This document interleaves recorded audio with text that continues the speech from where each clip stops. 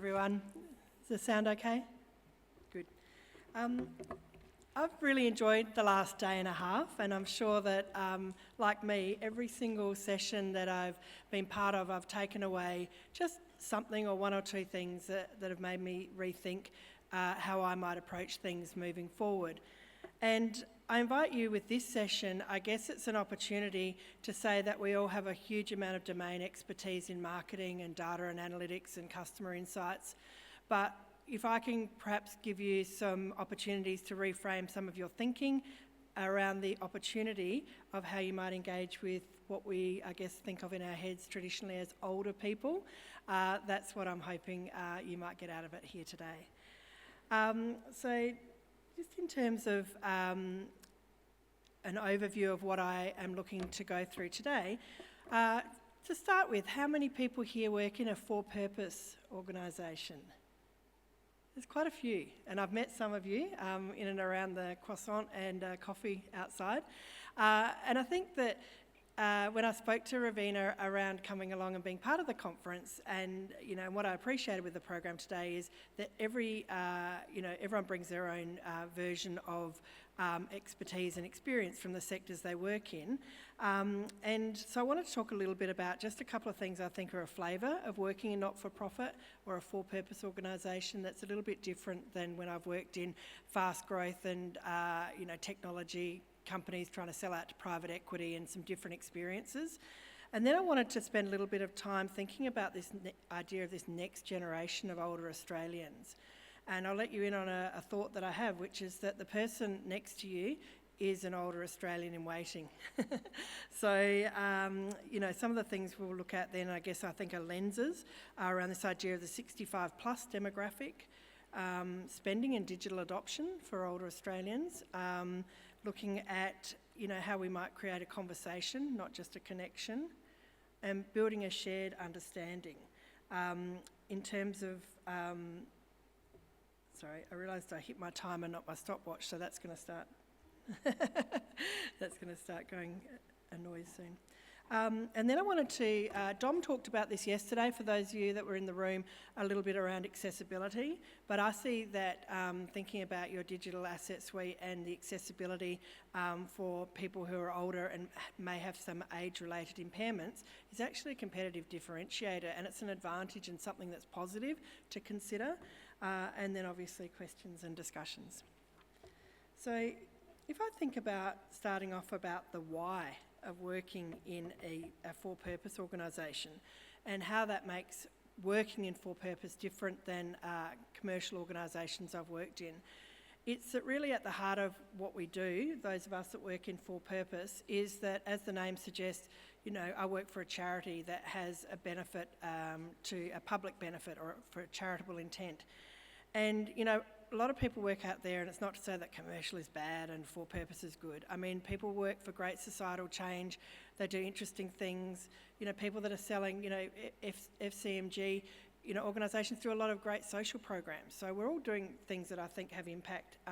But there's something that is different when you work at an organisation that the core purpose of what you do is people and trying to do something to make their life better. So it just feels different.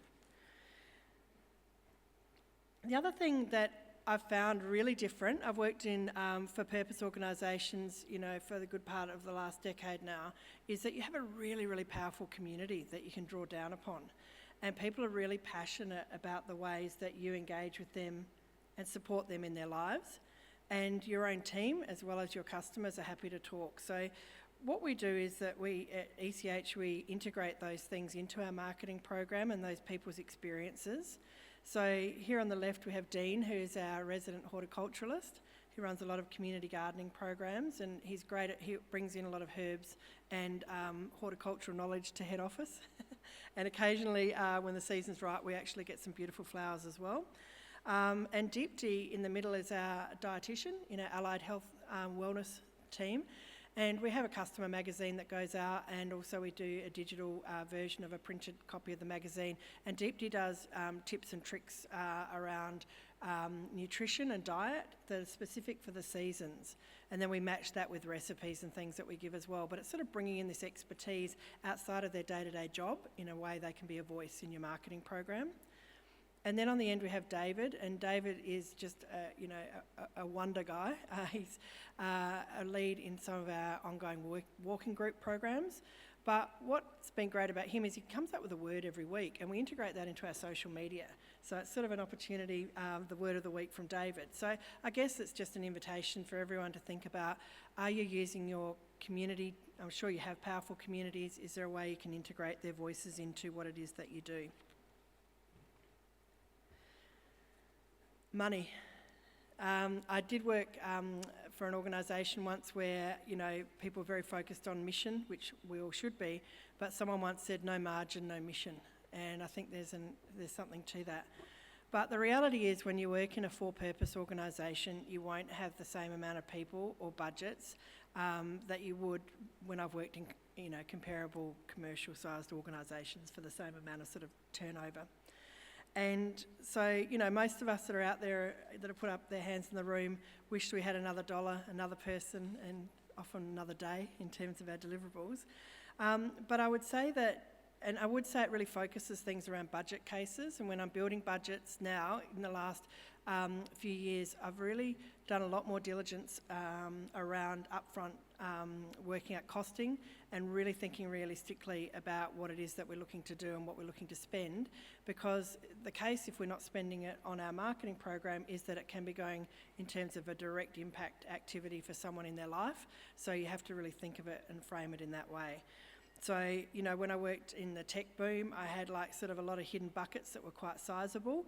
I wouldn't say, you never have a hidden bucket because we're all marketers in the room, but the buckets are a lot smaller and you have to really be very judicious around how you talk to your business cases. So that's a little bit different. But I would say digital marketing has been a wonderful opportunity, in terms of not having to spend as much, but still being able to have a lot of impact. And the other thing too, and just to call out to Emma from KWPX, who's our media strategy agency, and worked very closely with us over the last year or so, it's also thinking about those channels, even above the line, that may not be as, top of mind. Instead of TVC, consider like BVOD, SBS on demand, and some of those things are more cost effective for your investment, but they can do really great things for you. And in terms of the extra person that we all wish we had, there's a lot of goodwill. With that can sometimes come burnout, the positive and the negative. But there's a lot of goodwill generally in terms of people just doing that little bit more or helping out on things. So that's a really positive thing generally in working in a for-purpose organisation.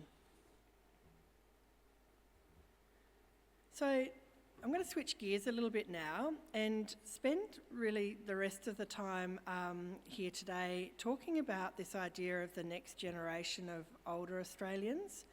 And as I started by saying, we are all here sitting in the room, the next generation of older Australians, as are your children. I don't have children, but as are everyone's family members that are near and dear to them who are younger.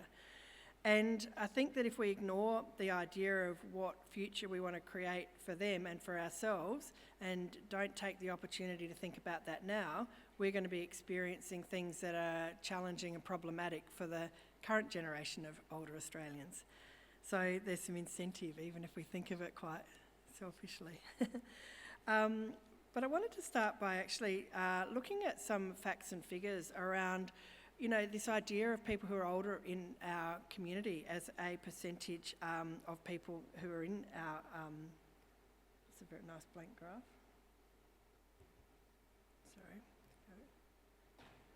Sorry, I don't know why it's kind of come through.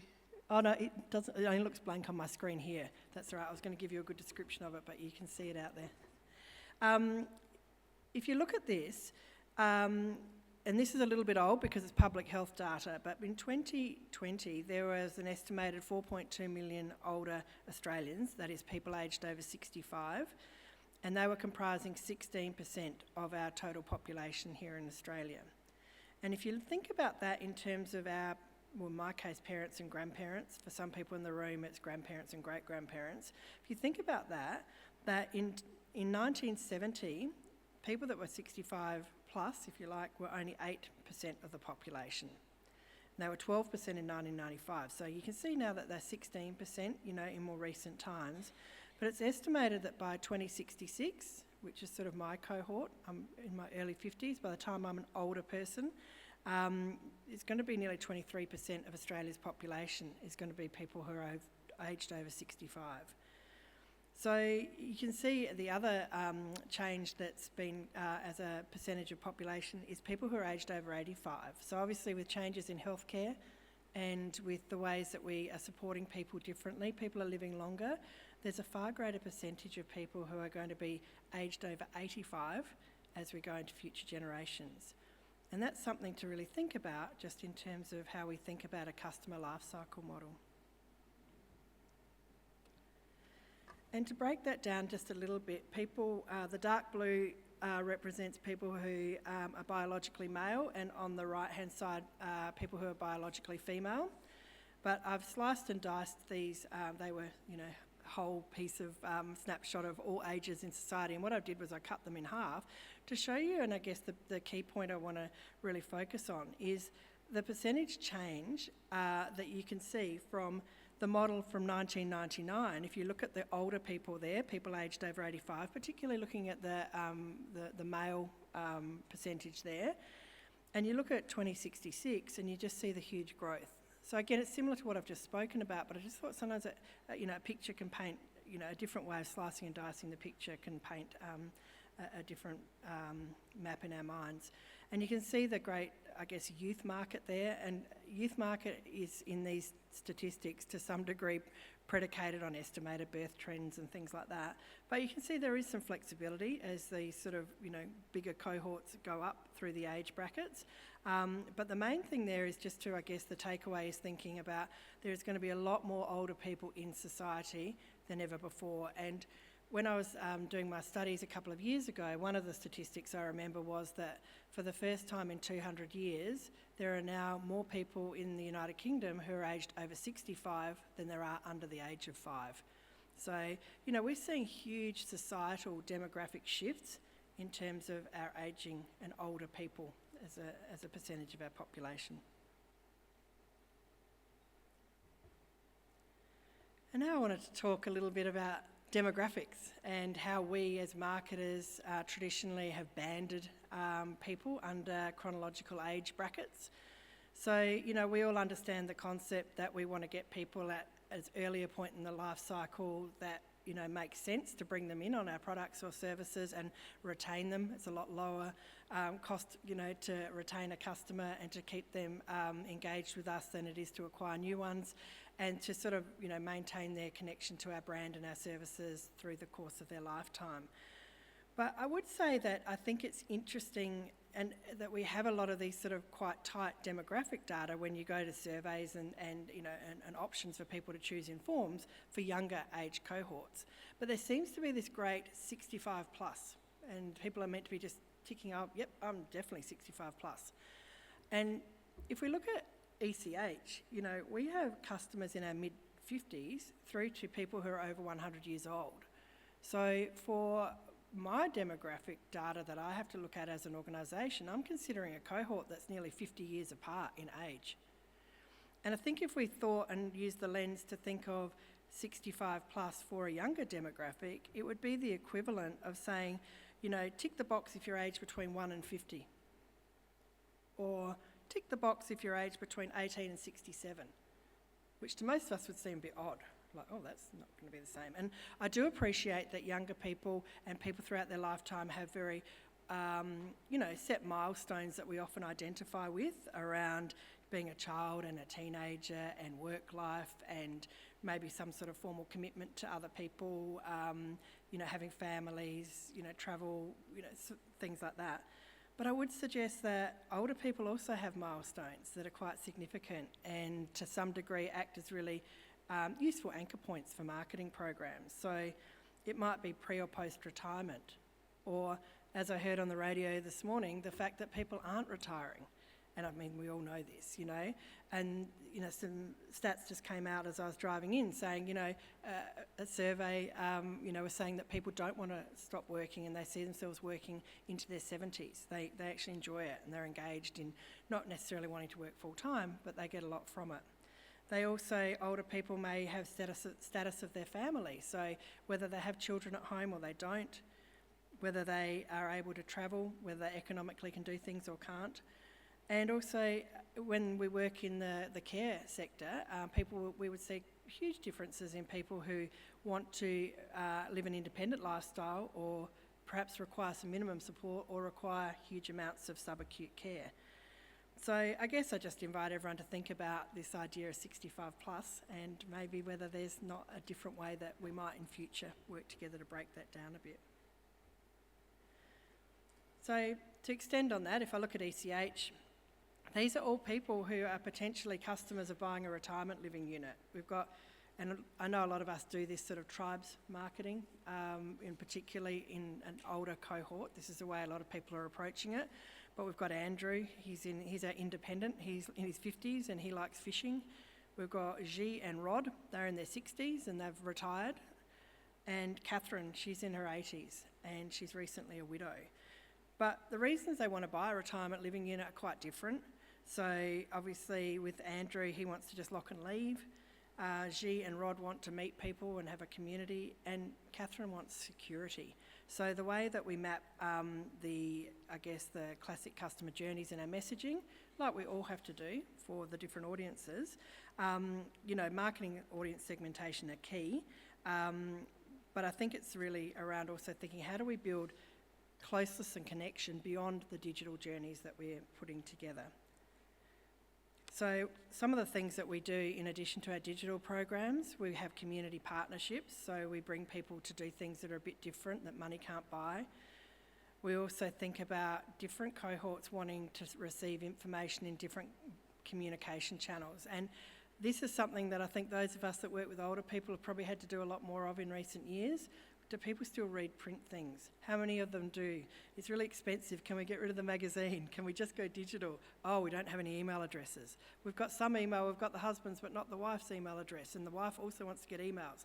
So, there's huge amounts of data collection. So I think it's really interesting as the whole aged care sector evolves from being this sort of bulk funded model where providers gave to people to the model that's going to be coming next year where people have a lot more autonomy and choice and can choose what it is that they want to do. So too we're having to really think and understand how do people want to receive the information and how do we actually and do we have the data to do that. Now I'd just like to talk about this idea of a connection is not a conversation. And there's a TED talk which is old. It's old now. It's long in years of recency, but I think the messages from it are still good. By a lady named Sherry Tuckle. And when we talk about technology, it's seen as a universal leveller. That if everyone has access to a device to connect with others, that surely they're all going to be able to do that, and we're going to have this ability to address inequality and social isolation. And whilst people who are older today are more tech savvy than ever before, and myself in that category, that I'm someone that is being engaged now, if not directly for services myself, but definitely as a voice in my parents' care. Baby boomers too have also been part of technology adoption and just norms in their working lifetime. So I think that it's about realising people are there, but how do we have that conversation with them? So Sherry Tuckle talks about this study, which was it was a very radical prototype at the time, which was bringing together families around a simple messaging app that you could also share pictures. Sounds a little bit like Messenger, right? But at the time, this was a fairly new thing. And what the research showed was that there was a major difference in the expectations between the generations in the family who were using Messenger. So the younger family members were often frustrated because the grandparents took longer than expected time to respond to their messages, sometimes days. And the feedback was that the grandparents didn't see the need to respond to a written text in the same time frame as they would to return a phone call. They just thought it was a bit of an extra thing, not a core driver of a connection and a relationship. And the other thing that studies have shown with text and messages that are delivered via a text medium is that there is not the ability to have what's called synchronous cues. And so synchronous cues are when I talk and you say, yep, I understand, and as I'm talking, yes, and as I'm making a further point, I see. It's that ability that we talk over the top of one another, with one person delivering the main message and the other person providing an echo and an affirmation that they're hearing and acknowledging what's being said.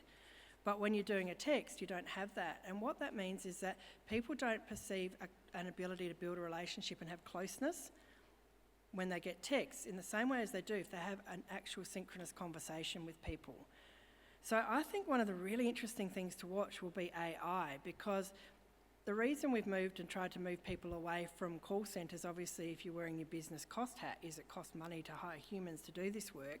So there's been this driver to try and automate and to try and have the text bots and try and have that engagement that way. But if we're actually not connecting with people in the way we want to build that closeness, we're not going to keep them aligned to our brand. So if there's a way that AI can help to do that sort of more, I guess, synchronous way of corresponding at a lower cost, I think it'll be powerful. And already I'm sure many of you have started to receive messages which are a lot more effective that are AI-generated voice. They do have to learn when it's a message bank, and they sort of use phrases like, I'm not sure you're hearing me, are you still there? But, they'll get smarter, and I think that's going to be interesting. If we are looking broadly, though, at the current generation of people we would think are older, generally, it's a couple of labels that are used around the silent generation and around the baby boomers. Silent generation, even within one family, my aunt at the top end would be in the silent generation, whereas my mother was a lot younger, and I'd say she's more squarely in the baby boomer generation. But they do actually use social sites, and they are online. So the silent generation are more likely to be there, listening and watching and not actually participating, but they're there. The boomers, everyone thinks, they're on Facebook. That's where they are, they're on Facebook. But actually, their use of TikTok has grown 57%, Snapchat's up 73%, and Reddit's also up 70-odd%. They love to follow influencers like Lynn Yamada Davis, or Linja, a travel and restaurant blogger. And, they're quite comfortable with technology, as I said, as a result of their working lives.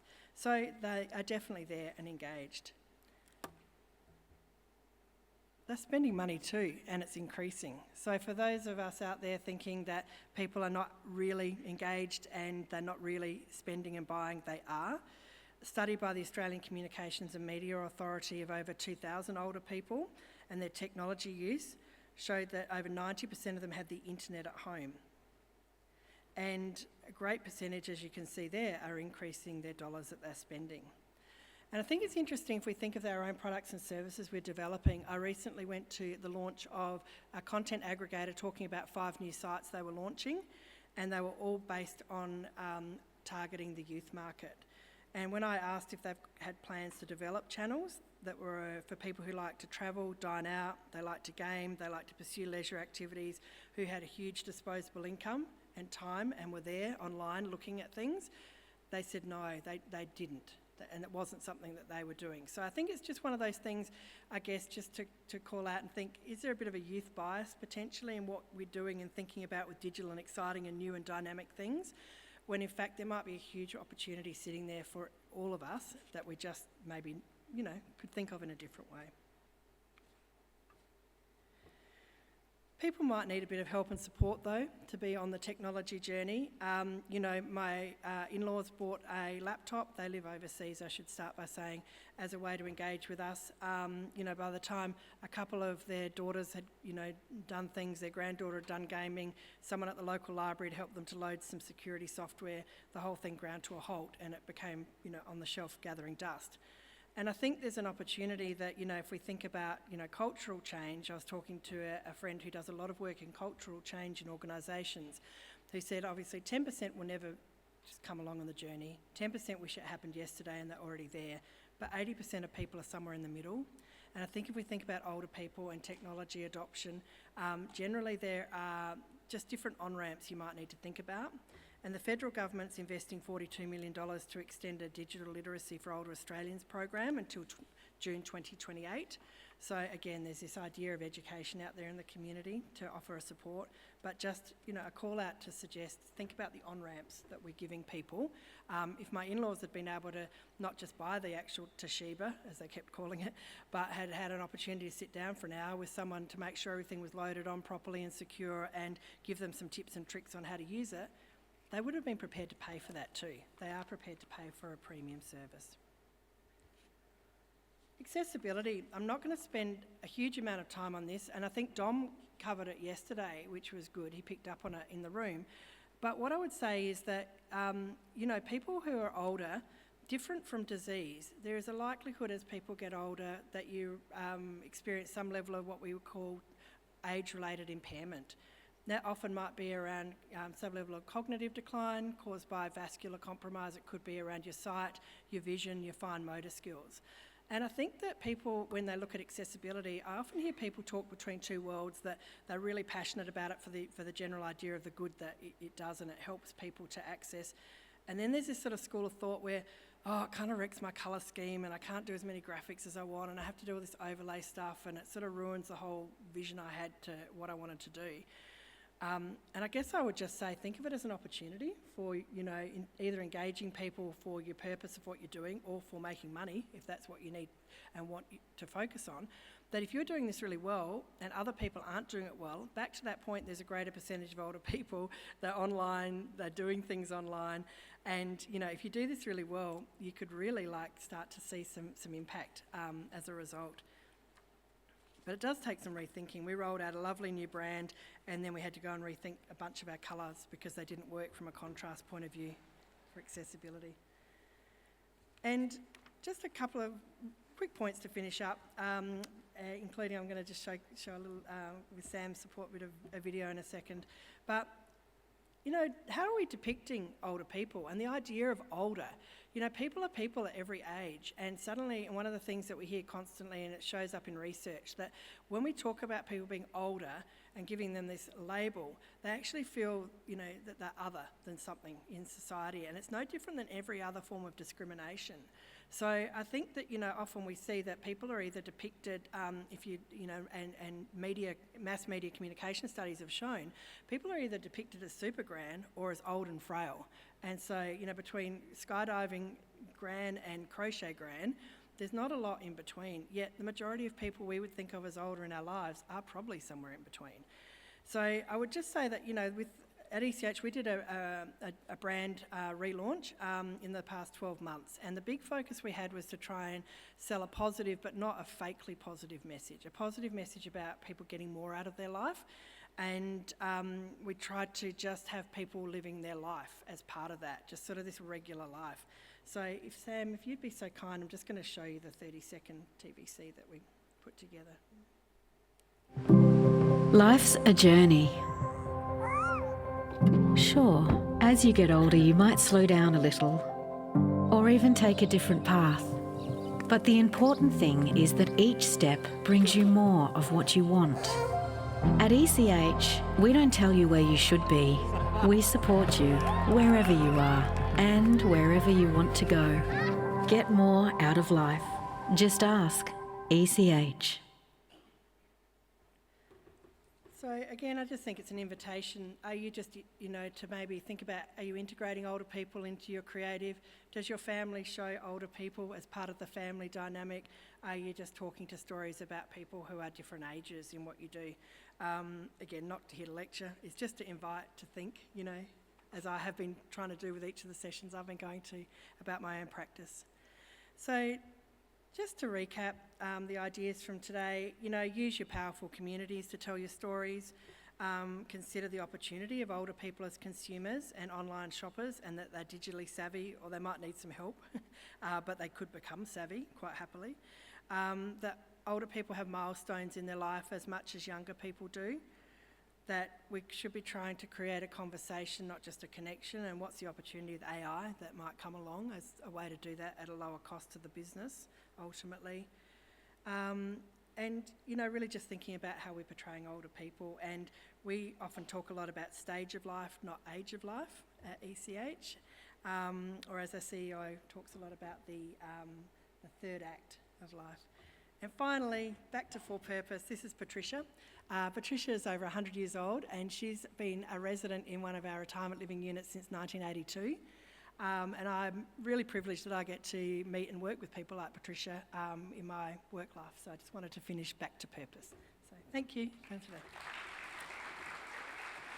Thank you, Madeline. Got a few questions coming in. Question from the audience. How do you convince managers for you to do more of those good news stories that are happening in your not-for-profit when they're commercially focused and they frequently say no to great community stories, instead choosing to go down the corporate line? How do you convince them to get on board on sharing the good news? I think it's useful if 60% of our website traffic is organic, and it comes because people are out there in the community talking about us. And so I think it's around, what data points do you have where you can talk to the actual value of those stories, either through engagement in, social posts in terms of, the community wanting to get involved and give you commentary, or looking at some of those through traffic statistics and saying, really where these things come from. Yeah.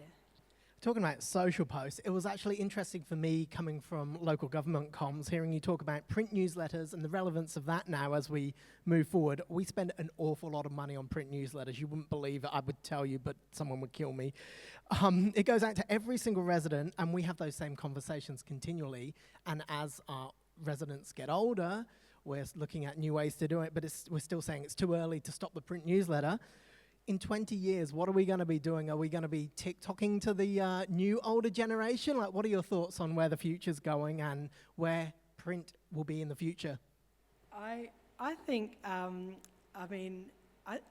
still think with different types of work that I do, and I'm not a digital native by fact of my age, that if it's a big thing I'm doing, I still like to print something out if I have to edit something that's really dense. And I do wonder, will print always go away? I think it will eventually. If you look at the fate of newspapers and all those big print publications. I think that it's interesting. When I lived in America for 3 years, I noticed a huge difference in the content that they delivered was really short burst and simple. They'd never have an 8-page article in a magazine in America. They'd only have 2 or 3 pages max. And I think that it will become more bite-sized and it will become more constant in terms of the content that we'll serve up. But if we don't provide off-digital and real-world, opportunities for people to get together and connect, we will definitely not see the cohesion of the community and or the connection to a care brand or care sector economy that we need to. So we have to have both.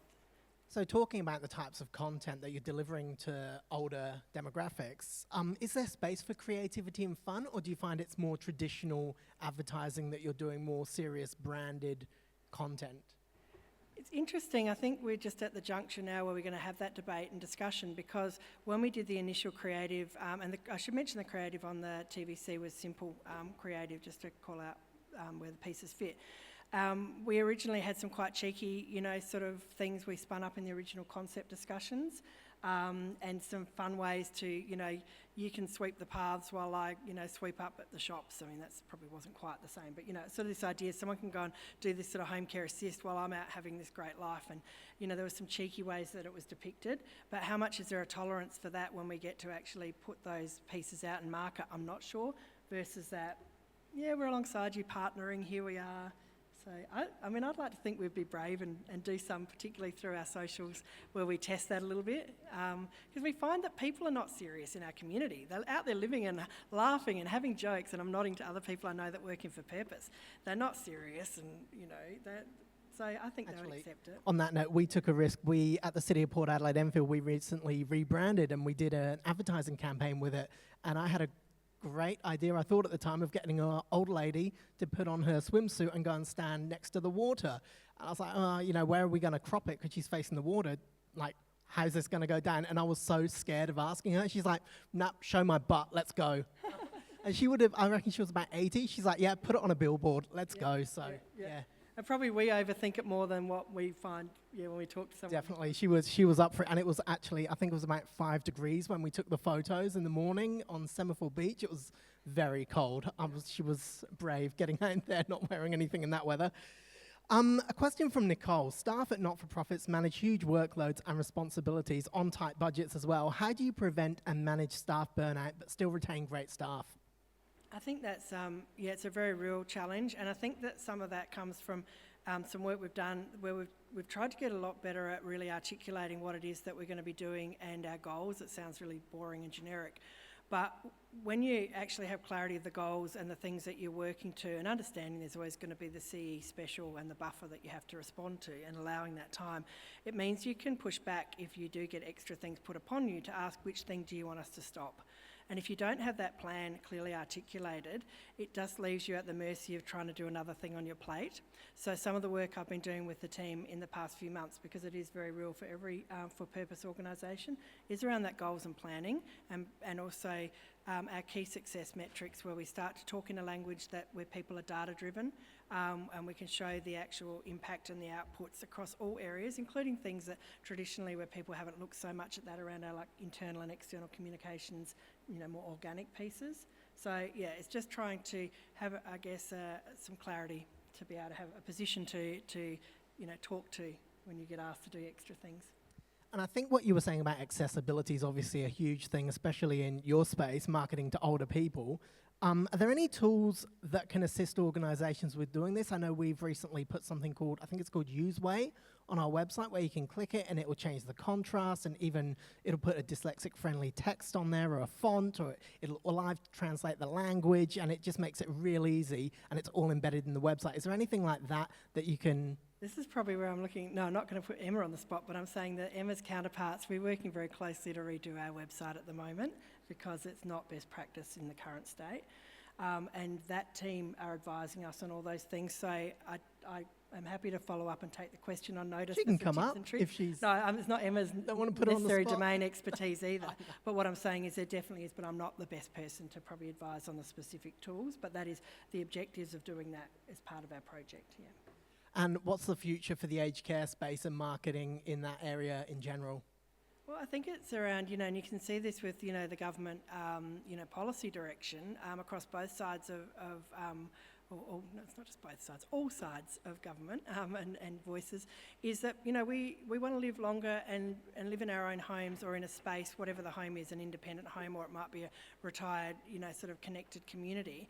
We want to just live our lives and, where we need services and support, have the ability to have that as part and parcel of our everyday.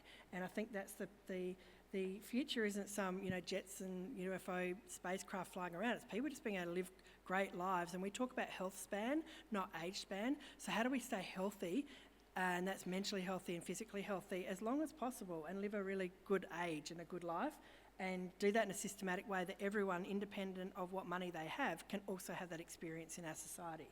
That's my hope, utopian dream. One final question before you can go. Is Facebook for older people?